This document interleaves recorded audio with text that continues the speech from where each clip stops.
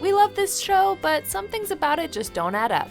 Welcome to MsMojo, and today we're counting down our picks for the top 10 things from Friends that make no sense. For this list, we're looking at some questionable things that happen in the show that still give us pause. Number 10, the apartment door. In a memorable season 1 episode of Friends, the gang gets locked out of the apartment on Thanksgiving because they run out to see the underdog float that is supposedly flying through the air. Why are we standing here? We're waiting for you to open the door. You've got the keys. No, I don't. A misunderstanding leaves both Rachel and Monica without keys. But wait, what do they need keys for? The friends all seem to come and go without unlocking the door on a regular basis.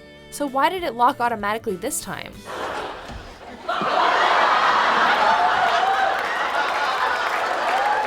Okay, buddy boy, here it is. In fact, in the season 6 premiere, Chandler even jokes that the door hasn't been locked in 5 years. So what gives? Door hasn't been locked in 5 years, but okay. Number 9, Joey buying the boat.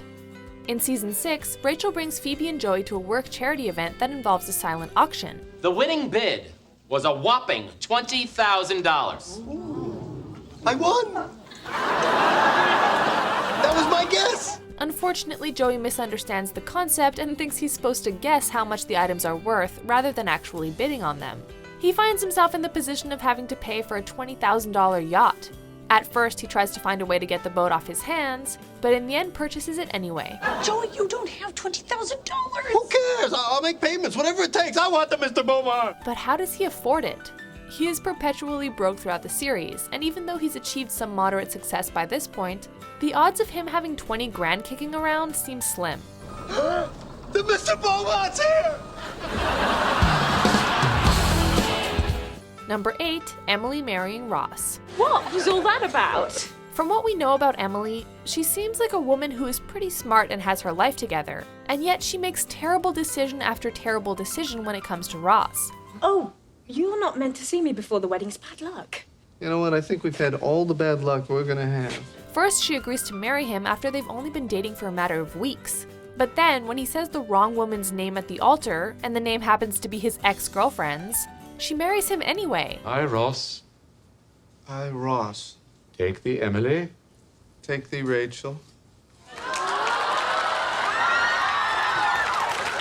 We get it, she was probably in shock and didn't want to cause a scene in front of her friends and family.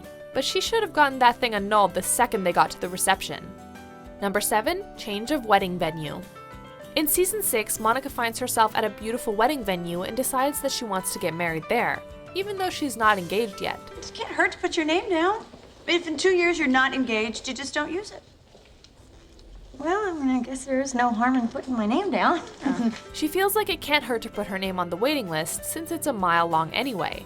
But when they call her house and leave a message, Chandler overhears it. Hi, this is Hildy from the Morgan Chase Museum. I'm calling for Monica Geller. I want to let her know that there was a cancellation, and if she's still interested in having the Bing Geller wedding in our facility, it is available.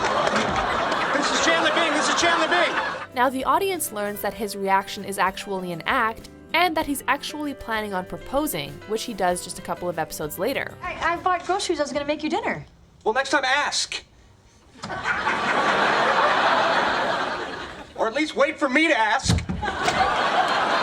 So then why in the world didn't they get married in Monica's dream venue? There's never an explanation for why there was a change of plans.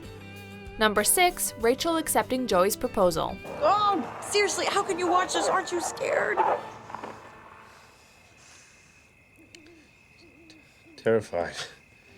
If you ask Friends fan what the worst thing the creators of the show ever did was, you'd probably have a lot of people talking about Joey and Rachel's relationship. When their friendship turned into something more, many viewers were turned off. You are never, ever gonna be alone. Okay? I promise I won't let that happen. But what made even less sense was Rachel saying okay when she saw Joey get down on one knee in the season 8 finale. Sure, she had just had a baby, so her hormones were probably out of whack, but that still doesn't explain why she would agree to marry Joey. Oh my God. Sign on the street says you don't own me. Okay. Number 5, Rachel was pregnant forever.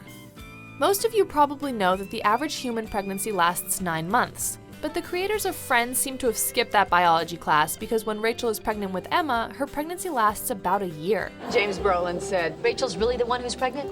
What? We find out she's pregnant around Monica and Chandler's wedding, which took place in mid-May. Her encounter with Ross took place approximately a month before that. That would put her due date in January, but the entire holiday season passes without her showing much. She only actually goes into labor sometime between April and May of the next year. Hello, baby girl.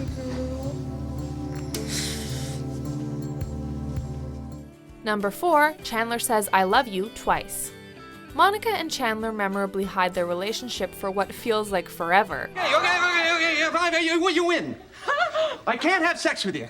And why not? Because I'm in love with Monica. When the gang finally all finds out about their romance in a fan-favorite episode, Chandler declares that he's in love with Monica, and her reaction makes it seem like it's the first time she's hearing this. I love you, Monica. I love you too, Chandler.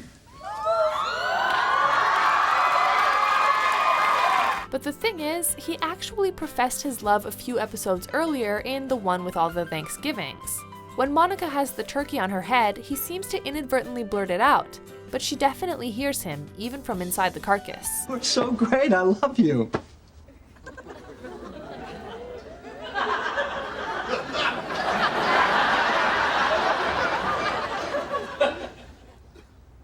What? Nothing. I said you're so great, and then I just stopped talking. Number 3, the chick and the duck. Yeah, hi. You guys got any of those baby chicks? Because I was watching this commercial on TV, and man, those things are cute. In season 3, Joey gets a baby chick for Chandler as a gift. Chandler initially plans on returning it, but ends up doubling down on foul ownership and brings home a duck as well.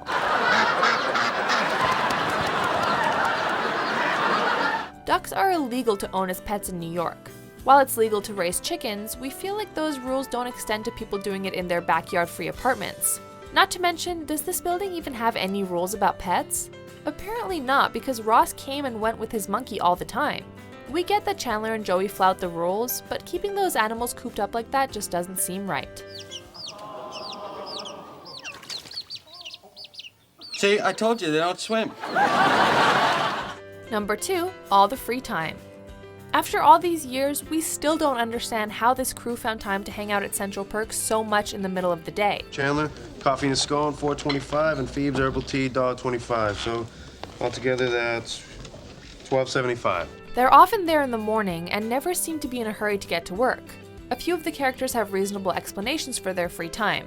Monica is a chef, so she probably works nights, while Rachel, Joey, and Phoebe have inconsistent work, at least in the early seasons, that could leave them pockets of free time. Monica, what are you doing? You can't go shopping with her. What about Rachel? This is gonna be a problem, isn't it? Oh, come on, you're going to Bloomingdale's with Julie? It's like cheating on Rachel in her house of worship. But Chandler and Ross had pretty run-of-the-mill jobs that were probably 9 to 5. Not to mention, these friends are all in their mid-20s to early 30s. And yet they barely ever went to a bar. Oh, I love you! Before we unveil our mind-boggling top pick, here are a few honorable mentions. Some girl ate Monica. Shut up! The camera adds 10 pounds. So how many cameras are actually on you? Hey, they totally match. They look great. They look great. How you doing? Before we continue, be sure to subscribe to our channel and ring the bell to get notified about our latest videos. You have the option to be notified for occasional videos or all of them. If you're on your phone, make sure you go into your settings and switch on notifications. Number 1, how they afford their apartments. We know, this question has been asked time and time again. If you win, we give up the bird. Good. But if we win, we get your apartment. But how in the world do any of the friends afford their Manhattan apartments? Monica's apartment has an explanation because it technically belongs to her grandmother. So we can assume the rent is controlled and she probably pays very little. This place is really my grandmother's. I got it from her when she moved to Florida.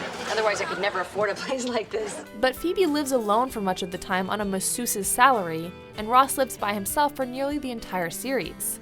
His second apartment, aka Ugly Naked Guy's place, looks pretty luxurious for a museum employee. A new place for a new Ross. I'm gonna have you and all the guys from work over once it's, furnished. While none of this really adds up, we don't mind because we're not exactly watching Friends for the realistic content. Do you agree with our picks? Check out this other recent clip from MsMojo and be sure to subscribe and ring the bell to be notified about our latest videos.